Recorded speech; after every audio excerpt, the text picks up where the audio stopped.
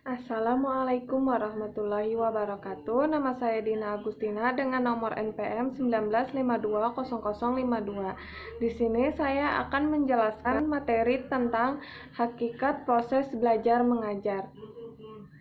Hakikat proses belajar mengajar terbagi menjadi 4. Yang pertama, konsep belajar.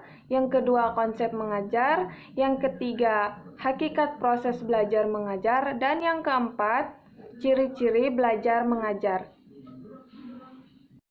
Konsep belajar.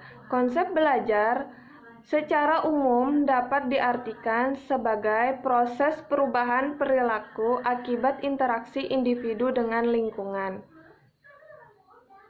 Proses perubahan perilaku dapat terjadi dengan sendirinya atau dengan direncanakan. Dalam belajar, yang terpenting adalah prosesnya, bukan hasil yang diperolehnya.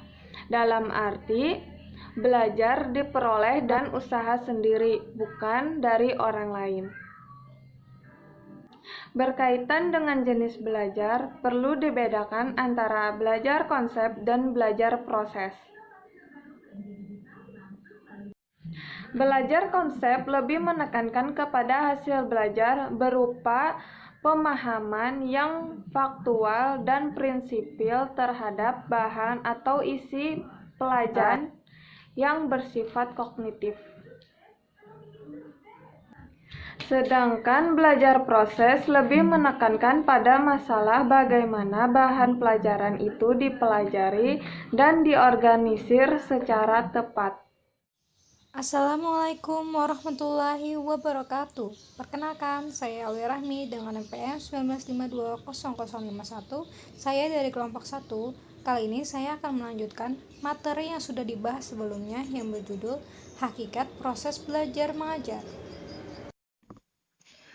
Konsep mengajar merupakan suatu proses yang kompleks, tidak hanya sekadar menyampaikan informasi kepada siswa, tetapi melalui wawasan yang luas dan yang efektif untuk para siswa, seperti belajar yang efektif melalui konsep Islam. Ada 4 konsep hakikat proses belajar mengajar. Yang pertama adalah 1. Konsep belajar, 2. Konsep mengajar, 3. Hakikat proses belajar mengajar, 4. Ciri-ciri belajar mengajar.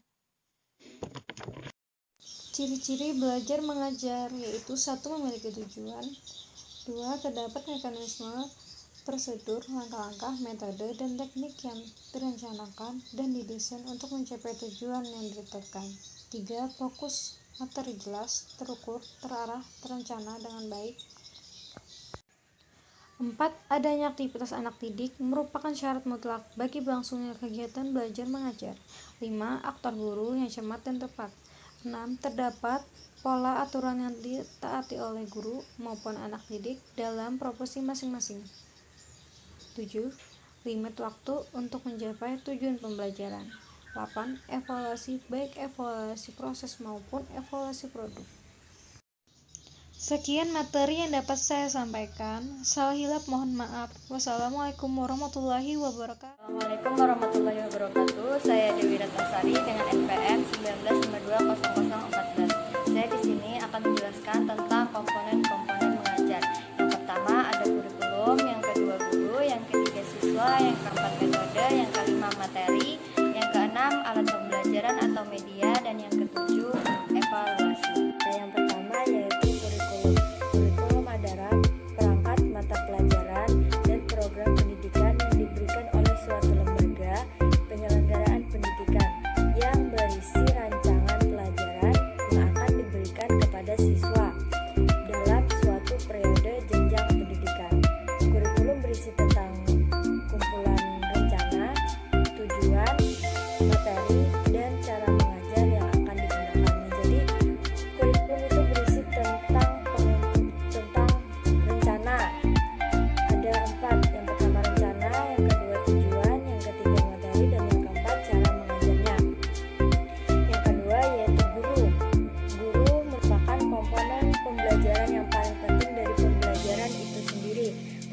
Guru tidak hanya sebagai pengajar tetapi juga sebagai pembimbing, pengembang, dan pengelola kegiatan belajar siswa dalam mencapai tujuannya.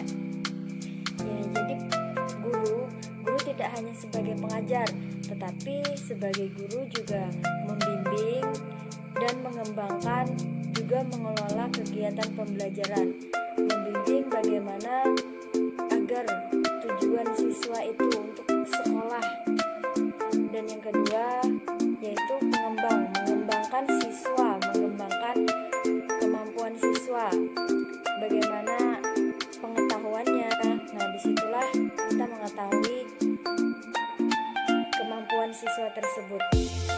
Oke, yang ketiga yaitu siswa atau murid. Nah, biasanya digunakan untuk seseorang yang mengikuti suatu program pendidikan di sekolah atau lembaga pendidikan. Jadi yang dimaksud dengan siswa itu yaitu seseorang yang mengikuti suatu program pendidikan, sekolah, dan lembaga pendidikan. Assalamualaikum warahmatullahi wabarakatuh. Saya Siti Nurmayansari dari nomor BPM 19920015. Di sini saya akan menyampaikan tentang materi komponen-komponen belajar. Yang pertama yaitu yang akan saya jelaskan tentang metode. Metode adalah cara yang dapat dilakukan untuk membuat proses belajar mengajar agar berjalan dengan baik. Nah, di sini ada 4 metode. Yang pertama, metode ceramah, yang kedua metode tanya jawab, yang ketiga metode diskusi, dan yang keempat metode demonstrasi. Di sini saya akan menjelaskan satu persatu mengenai metode tersebut. Metode ceramah yaitu penyampaian informasi pembelajaran kepada murid dilakukan dengan cara lisan. Kemudian metode tanya jawab yaitu suatu interaksi antara murid dan guru untuk mendapatkan informasi. Yang ketiga yaitu metode diskusi. Pada pembelajaran ini yaitu berkaitan dengan pemecahan suatu masalah. Kemudian metode demonstrasi yaitu metode yang dilakukan dengan menggunakan benda, alat, atau bahan informasi yang lainnya. Materi adalah bentuk bahan atau seperangkat substansi pembelajaran untuk membantu guru dalam kegiatan belajar mengajar yang disusun secara sistematis dalam rangka memenuhi standar kompetensi yang ditetapkan. Alat pembelajaran yaitu segala sesuatu yang dapat digunakan untuk merangsang pikiran, perasaan, perhatian, dan kemampuan atau keterampilan dalam proses belajar. Nah, di sini ada media visual dan media audisial. Media visual adalah penggunaan tampilan-tampilan yang dapat menarik perhatian mata seperti diagram, grafik, bagan, komik, dan poster. Kemudian media audisial yaitu menekankan pada pembelajaran pendengaran yaitu seperti alat bahasa, radio, dan berbagai jenis audio lainnya. Nah, yang terakhir yaitu evaluasi atau suatu tindakan atau suatu proses untuk menentukan nilai dari suatu hal. Nah, mungkin cukup ini saja yang dapat saya sampaikan. Saya akhiri dan saya minta maaf apabila terdapat banyak kesalahan. Wassalamualaikum warahmatullahi wabarakatuh. Bismillahirrahmanirrahim. Assalamualaikum warahmatullahi wabarakatuh. Baik, di sini saya akan menjelaskan tentang strategi pembelajaran menurut ajaran agama Islam. Menurut Islam, manusia dapat mengetahui dan memahami pembelajaran karena Allah Ta'ala. Cara belajar mengajar menurut ajaran agama Islam itu ada 3. 1. Berpikir melalui imitasi. 2. Pengalaman praktis dan trial and error. Dan ketiga, berpikir. Selanjutnya adalah sarana belajar mengajar menurut ajaran agama Islam itu ada 2. 1. Sarana fisik, dan kedua sarana fisikis. Belajar melalui imitasi. Pada masa itu, anak akan meniru tingkah dan perilaku dari orang di sekitar, dari orang tua maupun dari lingkungan di sekitarnya. Dan selanjutnya adalah tentang pengalaman praktis dan trial and error, yaitu contohnya manusia akan mencoba segala cara agar bisa menyelesaikan masalah dengan sendirinya. Dalam situasi tersebut, manusia akan tertanggap dan bisa untuk memahami dan mencari jalan keluarnya agar bisa menyelesaikan masalah tersebut. Baik, selanjutnya adalah berpikir.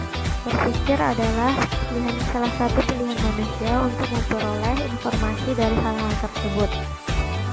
Manusia akan menghadirkan beberapa macam solusi atas permasalahan yang diperoleh sebelumnya agar dapat menyimpulkan solusi dari permasalahan tersebut.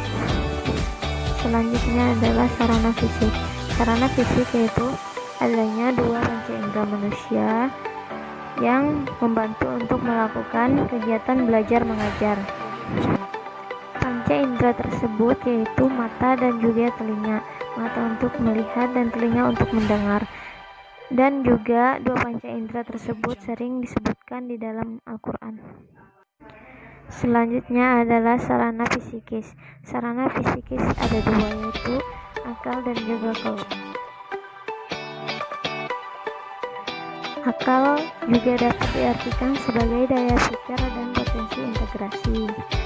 Dan kolop dapat diartikan dalam dua arti, yaitu fisik dan metafisik.